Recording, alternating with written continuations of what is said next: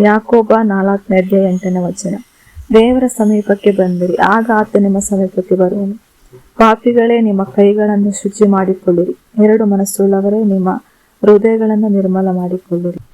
ಈ ವಚನವು ಹೆಚ್ಚಿನ ಕೃಪೆಯನ್ನು ಕಂಡುಕೊಳ್ಳುವ ಮತ್ತು ಹೊಂದಿಕೊಳ್ಳುವ ಸಂಘರ್ಷಗಳ ಬಗ್ಗೆ ಮತ್ತು ಪರಿಹರಿಸುವ ಹಂತವನ್ನು ಈ ವಾಕ್ಯ ವಚನವು ನಮಗೆ ವಿವರಿಸಲ್ಪಡುತ್ತದೆ. ಇದು ಒಂದು ದೊಡ್ಡ ಭಾಗವಾಗಿದೆ ಮತ್ತು ಮೊದಲನೇದಾಗಿ ನಾವು ಕಲಿತುಕೊಳ್ಳಬಹುದಾದ್ದು ದೇವರ ಹತ್ತಿರ ಬನ್ನಿ. ಪ್ರಾರ್ಥನೆ, ಆರಾಧನೆ ಮತ್ತು ಧರ್ಮಗ್ರಂಥದ ಒಂದು ನ್ಯಾಯ ಪ್ರಮಾಣ ಮತ್ತು ಪವಿತ್ರ ಗ್ರಂಥ ಮೂಲಕ ದೇವರನ್ನು ಹುಡುಕಲು ಉದ್ದೇಶಪೂರ್ವಕ ಆಹ್ವಾನ. ದೇವರು ತನ್ನ ಸ್ವಂತ ಪ್ರಾಮಾಣಿಕ ವಿಧಾನಕ್ಕೆ ಪ್ರತಿಕ್ರಿಯಿಸುತ್ತಾನೆ ಎಂದು ಅದು ಭರವಸೆ ನೀಡುತ್ತದೆ. 2ನೇದು, ನಿಮ್ಮ ಕೈಗಳನ್ನು ಸ್ವಚ್ಛಗೊಳಿಸಿಕೊಳ್ಳಿ.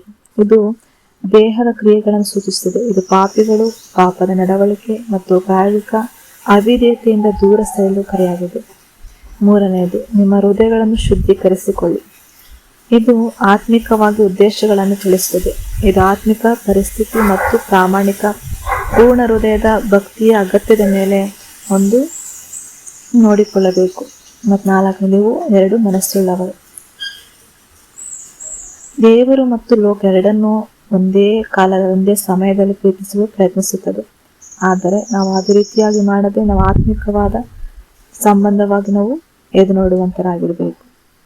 ಮತ್ತು ನಾವು ಸುತ್ತಮುತ್ತಲಿನಲ್ಲಿ ಇದು ಹೇಗೆ ಒಂದು ವಾಕ್ಯ ನಮಗೆ ತಿಳಿಸ್ಕೊಡುತ್ತೆ ಅಂತ ಹೇಳುವಾಗ, ಮೊದಲನೇದಾಗಿ ದೇವರ ಸಲ್ಲಿಸಬೇಕು, 2ನೇದಾಗಿ ಸೈತಾನನು ಗದರಿಸಬೇಕು, ಓಡಿಸಬೇಕು, ವಿರೋಧಿಸಬೇಕು, 3ನೇದಾಗಿ ಕರ್ತನ ಮುಂದೆ ನಮ್ಮನ್ನ ತಗ್ಗಿಸಿಕೊಳ್ಳೋದು ಮತ್ತು ಆಗ ಆತ ನಮ್ಮನ್ನು ಮೇಲಕ್ಕೆತ್ತುತ್ತಾನೆ.